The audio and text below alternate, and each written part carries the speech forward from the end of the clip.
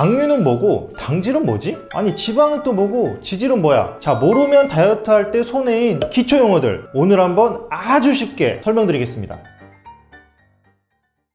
안녕하세요, 살빼남입니다. 자, 뭐 근성, 노력, 의지, 자 이런 것만으로 아직도 다이어트 하고 계셨나요? 자, 이제는 적게 일하더라도 돈은 더 많이 벌고 싶다, 노력은 적게 하더라도 살은 더 많이 빼고 싶다, 이런 솔직한 욕망이 인정받는 시대죠. 이젠 좀 다르게 해야 됩니다. 자, 그런데 다이어트 듣기 효율적으로 하려면 반드시 알아야 될 지식들이 있는데요, 바로 다이어트 기초 용어들이죠. 식이섬유, 지방, 지질, 당류, 탄수화물, 얘네들이 뭔지 알아야 합니다. 자, 오늘 영상이 끝날 때쯤이면 여러분들은 이 단어들에 대해서 설명을 하실 정도가 돼 있으실 겁니다. Let's get it! 아참참, 정말 쉬운 용어로만 쓰고 또 다이어트에만 사용되는 거를 제가 전제했거든요. 그래서 그런 점들은 감안을 좀 부탁드리고요. 오늘 영상은 중급자분들이 아닌 초급자분들을 위한 영상이니까 그렇게 생각해 주시면 될 것 같습니다.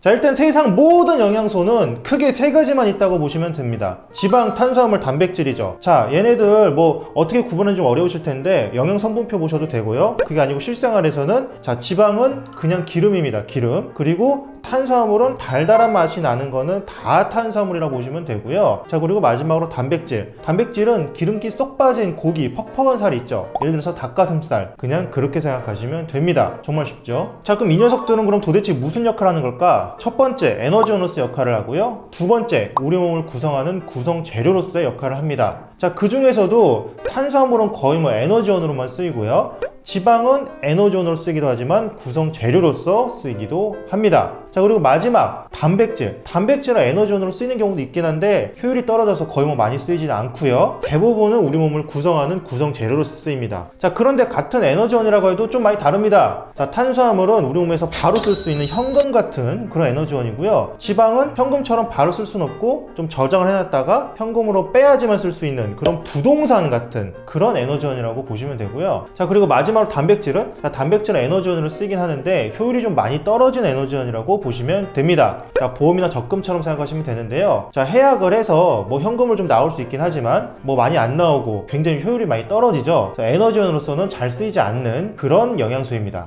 자, 이제 그러다 보니까 우리 몸에서 아무래도 탄수화물하고 지방이 더 맛있게 느낄 수밖에 없는데요. 이게 왜 그러냐? 에너지원이 우리 몸에 좀 가장 중요하고 항상 많이 쓰이잖아요. 그래서 걔네들을 가장 맛있게 느끼고 단백질은 좀 덜 맛있죠. 아니, 그런데 단백질도 구성요소로서 쓰이니까 맛이 있어야 되는 거 아니야? 되게 중요한 거 아니야? 근데 여러분 생각해 보시면 구성요소가 그렇게 항상 필요한 게 아니에요. 구성요소, 우리 몸을 구성한 재료가 필요할 때가 뭐 손상이 됐을 때 다시 수복을 한다든지 아니면 뭐가 진짜 살점이 떨어져 나갔을 때 다시 채운다든지 그럴 때 쓰이는 건데 그런 경우가 그렇게 흔치는 않죠. 하지만 에너지는 계속 쓰이잖아요. 자, 그래서 단백질이 뭐 그렇게 항상 쓰이는 게 아니기 때문에 아마도 맛이 좀 덜하지 않나. 자, 그래서 다이어트 할 때 더더욱 이 3대 영양소 탄수화물, 지방, 단백질을 다 골고루 드셔 주셔야 됩니다. 이게 왜 그러냐? 여러분 아까 제가 단백질은 적금이나 보험 같은 거라고 했잖아요. 그런데 여러분 실생활 하실 때 그 번 돈을 전부 다 적금 보험에 넣고 돈을 한 푼도 안 남겨두면 생활이 안 되잖아요. 마찬가지입니다. 탄수화물, 현금 아니면 뭐 부동산 같은 지방이 있어야 우리가 뭘 생활할 수가 있죠. 이 적금이나 보험을 다 넣어버리면 생활이 안 됩니다. 단백질만 그래서 먹다 보면은 탈모나 그런 여러 가지 문제가 생길 수가 있는 거죠. 자, 여러분 돈을 벌어도 이렇게 적금 보험 그리고 뭐 부동산, 현금 이렇게 다 나눠서 포트폴리오 해야 되듯이 우리 몸의 영양소도 다 세 가지를 골고루 드셔 주셔야 되는 겁니다. 아니, 그럼 비타민, 미네랄은 뭐야? 자, 얘네 두 개는 역할이 똑같습니다. 우리 몸에서 신호등이나 관제탑 같은 역할을 합니다.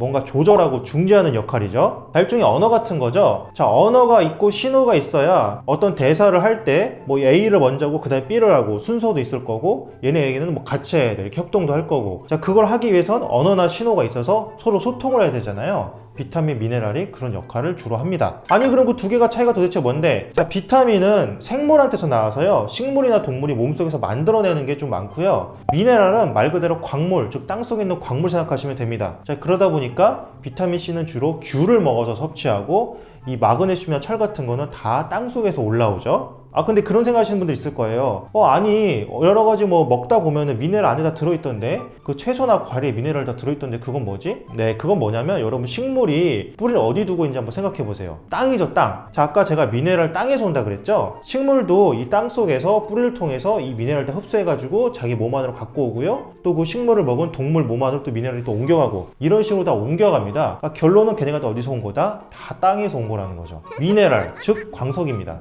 자, 근데 다이어트 할 때 얘네들은 얼마나 중요할까? 제가 아까 말씀드렸죠. 모든 대사나 이런 거 조절할 때 비타민, 미네랄이 다 쓰인다. 자, 그러면 지방 분해 대사를 할 때는 쓰일까 말까요? 당연히 쓰입니다. 자, 그 중에서도 비타민 D가 특히 지방 분해 대사에 좀 작용을 많이 하는데요. 그래서 우리가 다이어트 할 때 비타민 D가 부족하면 살이 잘 안 빠질 수도 있습니다. 자, 즉 비타민, 미네랄 다이어트 할 때 절대 간과해서는 안 되는 굉장히 중요한 아이들이라는 얘기죠.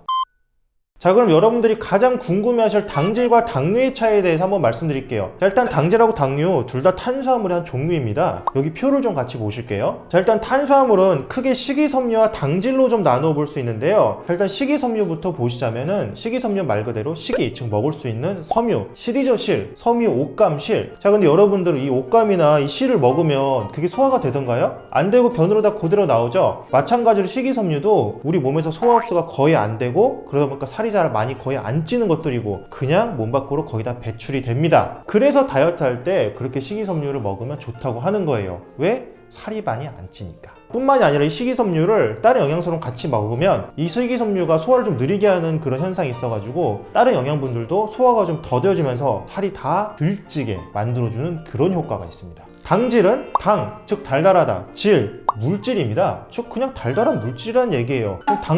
당류는 당질 중에서도 특히 소화 흡수가 빠르고 살이 특히 많이 찌는 정말 더 안 좋은 그런 설탕, 딱 그런 애들을 생각하시면 됩니다. 자, 여러분들이 흔히 생각하시고 말씀하시는 탄수화물은 이 당질에 더 가깝고요. 당질 중에서도 유독 더 살이 더 많이 찌고 더 안 좋은 애들이 당류라고 생각하시면 됩니다. 아니, 그럼 지방과 지질은 뭐야? 네, 그냥 같다고 생각하시면 됩니다. 자, 엄밀히 말하자면 지질이 좀 더 큰 단어고 지방이 좀 더 작은 단어인데요. 이건 뭐 다이어트 할 때나 식품 영양학 쪽에서는 뭐 별로 중요한 게 아니기 때문에 그냥 여러분들은 같은 거라고 생각하시면 됩니다. 그것보다 더 중요한 게 트랜스 지방, 불포화 지방, 포화 지방 이 세 가지를 구분하는 게 다이어트에선 더 중요해요. 일단 트랜스 지방은 튀김 같은 거에도 좀 많이 쓰이는데 살이 정말 많이 찌고 우리 몸에도 정말 안 좋은 절대 피해야 할 지방입니다. 자, 그 다음 보통 안 좋은 게 포화지방이고요. 포화지방은 뭐 여러 가지 특징이 있지만 그냥 중간 정도, 그냥 뭐 먹으면 괜찮은 정도라 생각하시면 되고요. 다이어터 분들한테 그나마 가장 괜찮은 거는 불포화지방이라고 생각하시는 게 좋습니다. 구독과 좋아요를 누르면 요요가 안 올지도. 자, 오늘 설명드린 내용은 다이어트 할 때 알고 계시면 정말 좋은 그런 기본 용어 지식들이죠. 앞으로 뭐 영양 성분표 보시거나 뭐 다이어트 영상 보실 때 용어들이 되게 복잡하고 많이 나오는데 뭐야? 자, 이제 두려워하지 마시고 그냥 보시면 됩니다. 자, 다이어트 어렵게 하실 필요 없고요. 앞으로도 살 빼남에서는 아무리 어려운 용어라도 정말 누구나 이해하기 쉽게 풀어서 설명해 드리도록 하겠습니다. 이상 여러분의 다이어트 가이드 살 빼남 그리고 브로콜리였습니다. 감사합니다.